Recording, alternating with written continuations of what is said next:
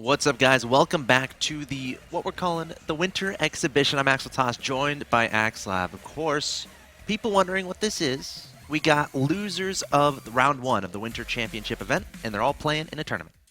That's right. Of course, there was 32 people in round 1 of the MLG Winter Championship at Dallas. 16 of those players lost, and everyone's like, you know what? They went all the way to Dallas. They qualified through the Winter Showdown Series, lost and won best of 5. Now they're out. Well, here's their little chance to compete for an extra little bit of cash prize. It's the Winter Exhibition Tournament, 16-person, again, single elimination, best of 5 the entire way through. There's the bracket right there. Spoiler alert, this is day 2. So if you missed day 1, go check it out. It's on YouTube, youtube.com/official MLG SC2. Marine King versus Seed. That was awesome.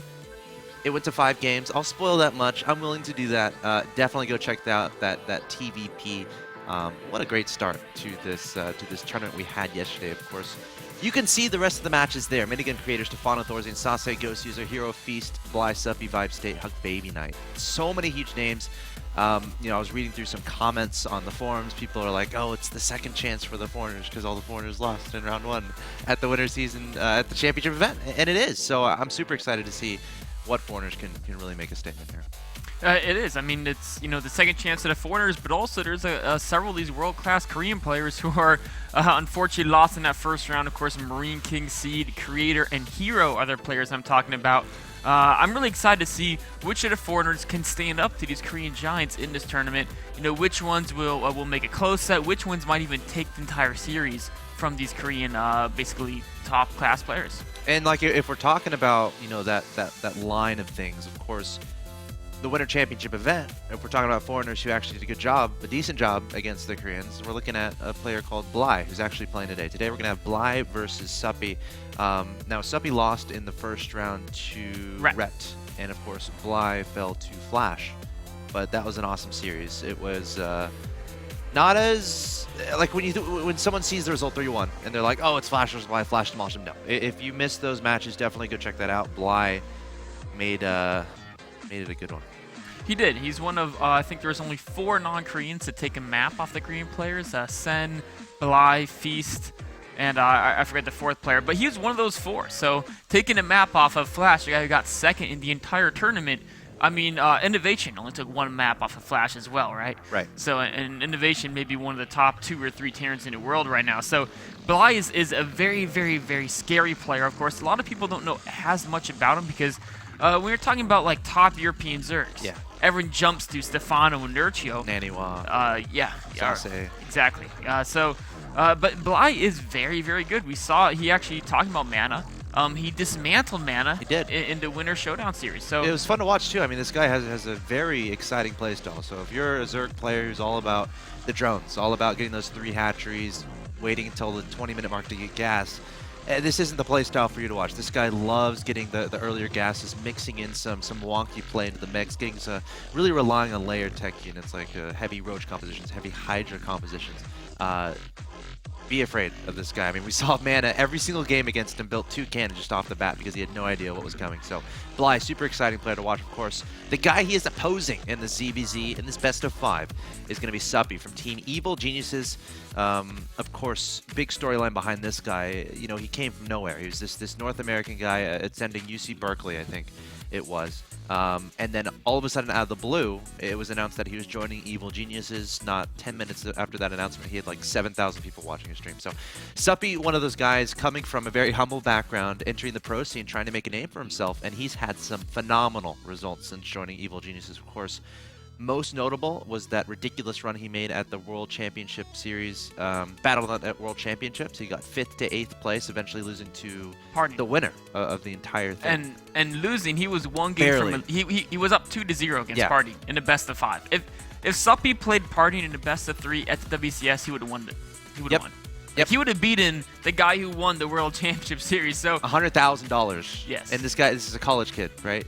So really cool story from somebody. Also, speaking of the college things, he led his CSL team to a world championship not too long ago. So, really inspiring player to watch. We'll have to see how he does against Bly. That being said, shall we proceed on into this ZVZ matchup? Let's do it. I'm ready. I'm ready. The map is going to be Daybreak, and ZVZ is something that I'm really excited to see how this matchup kind of develops in Heart of the Swarm. Of course, I haven't seen too many of them. I'll be completely honest, I haven't. But of course, these guys are going to have different playstyles, I would imagine. I mean, Bly, we talked about his willingness to go a little bit out of the ordinary. But a lot of people have been saying, oh, Heart of the Storm is just going to be Muta versus Muta. We'll have to see what happens here. Of course, we're into game number 1, guys. Get on the social medias. Get on Facebook. Make it your status update. Say, hey, I'm watching video games on majorleaguegaming.com or twitch.tv/MLGSC2. Make that your status update on Facebook and let all your friends know, of course. Get on Twitter, #MLG. Because this is going to be awesome. Best of 5 ZVZ. In the bottom left-hand location, we have the Red Zerg player. From Team Evil Geniuses, he is Suppy. His opponent in the top right-hand location from Team Acer.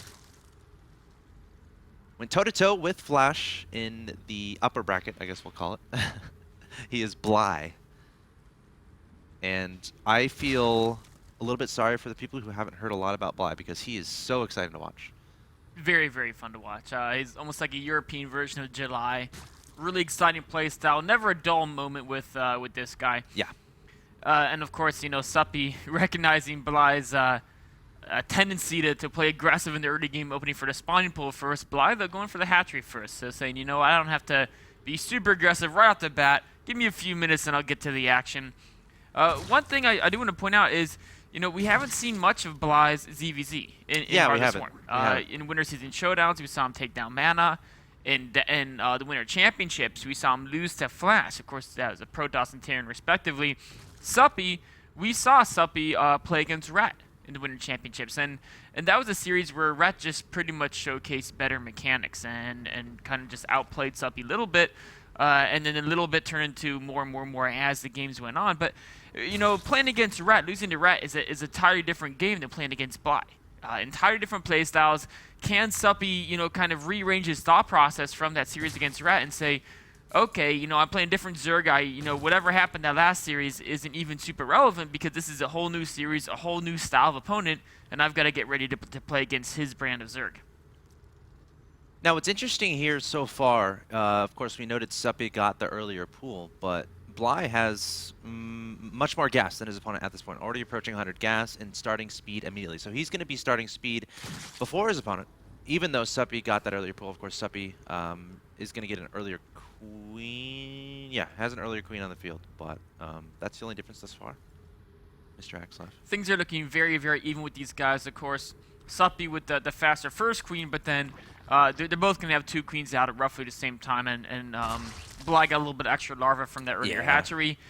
Bly has a little more gas, and he actually is keeping 3 guys mining gas. So he's mining a lot of gas, getting that Baneling nest very quickly.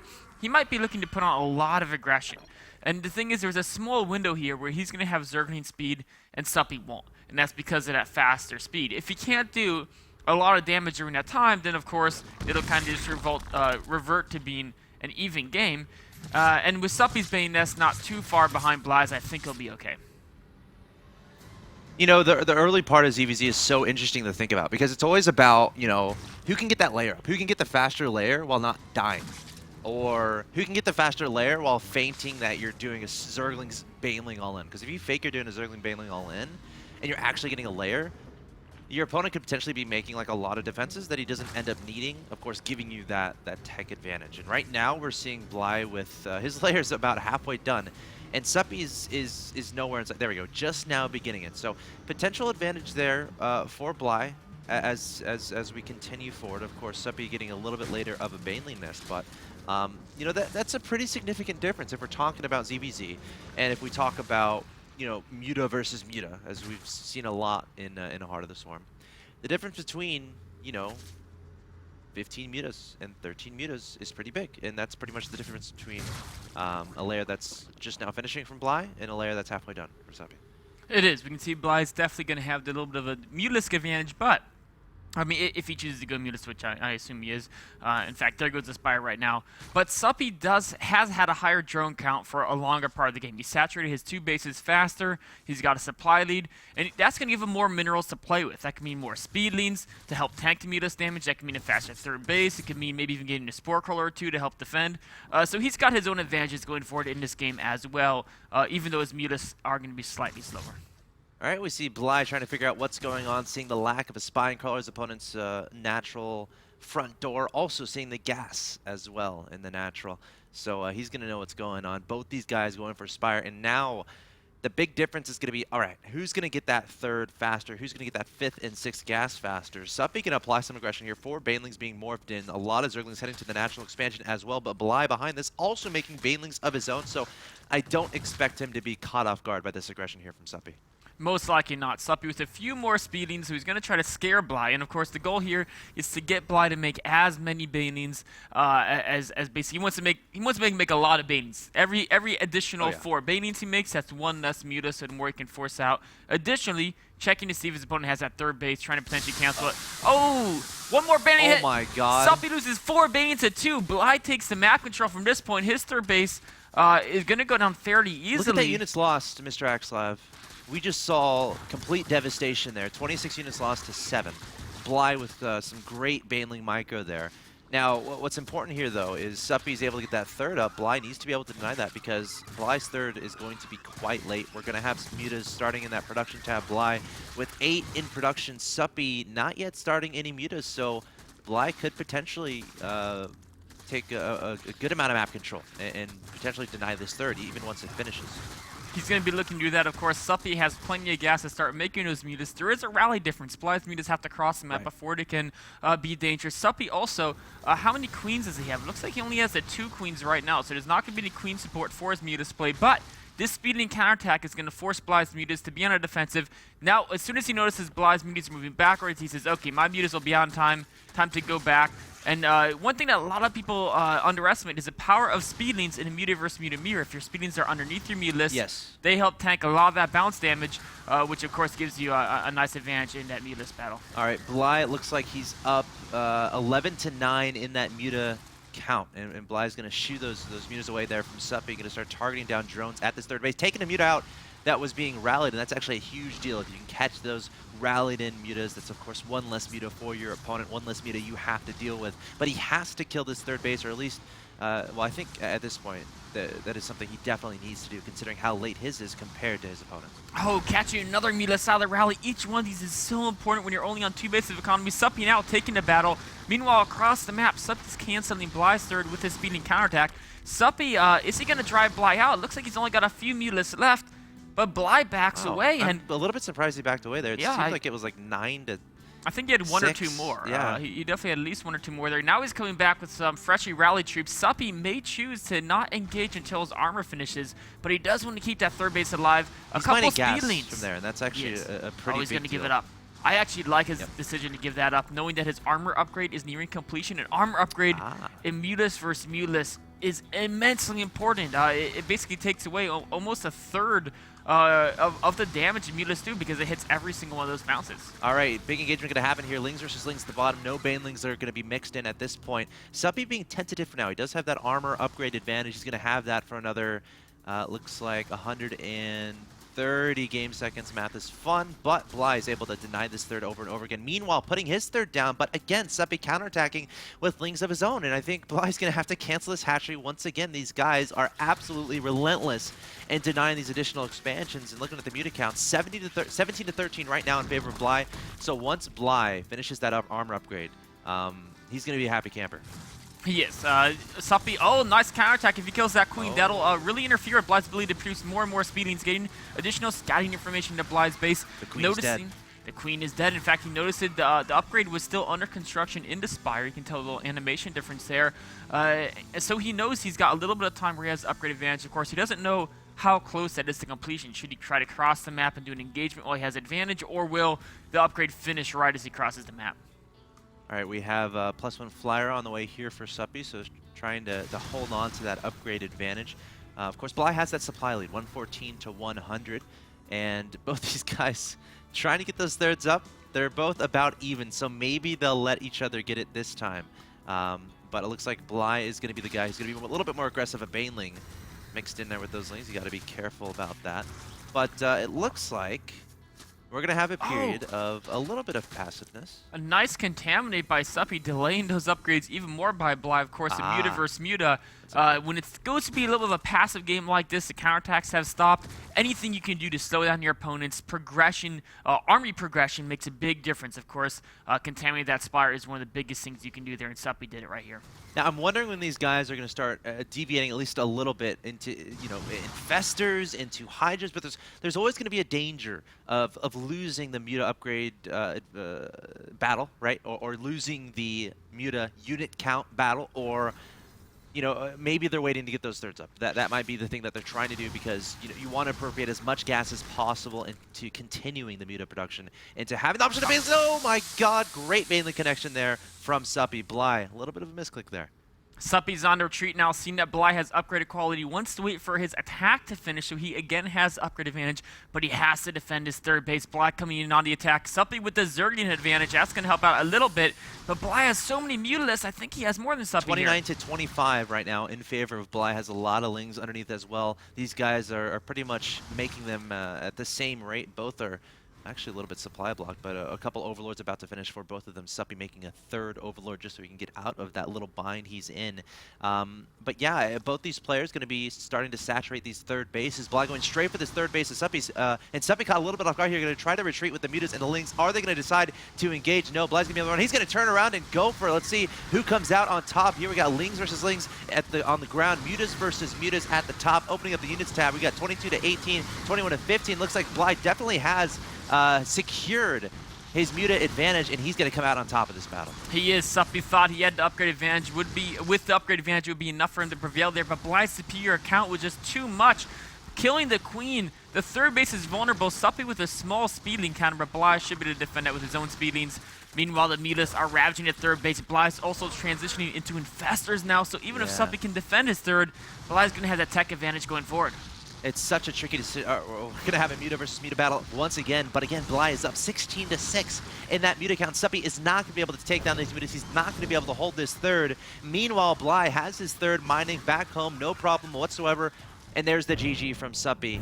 And I think that game is a great example of, all right, when the heck can I get those infestors out? When can I safely make that transition? Because we saw the first player to try, Suppy, he put down the infestation pit, started Pathogen Glands. That's a lot of gas investment. And even that little, it's okay, relative to the game, it's not a lot, but at that point in time, when your opponent is attributing all of his gas to Muta upgrades, all of his gas to Mutas, and you're trying to squeak a little infestation pit in there, squeak that Pathogen Glands upgrade, it's going to matter a little bit as far as that Muta count. That Muta count is so important. It is. One thing that was actually big is Suppy also had a hard time mining gas from his third, even when he got it up. Bly was able to kind of shut the gas mine down a lot. Then even when he did get that gas mine to go, when he only had 2 drones, I think, in one of those extractors, so that kind of adds up. Bly with, I think, was 5 to 6 more Mutalisks in that final engagement. Yep. And numbers tell. It's just math. If you have more units, you'll beat the guy with less. Yeah, I mean, you talked about the Lings being a pretty important factor, but at that point, it seemed like both players had a similar amount of Lings underneath. And then if you're talking about, oh, make some Banelings, well, that's more gas that's not going into Muta. So a lot of interesting factors there in the first game of the night. Of course, this is a best of 5 between Suppy and Bly. Game 2 coming up.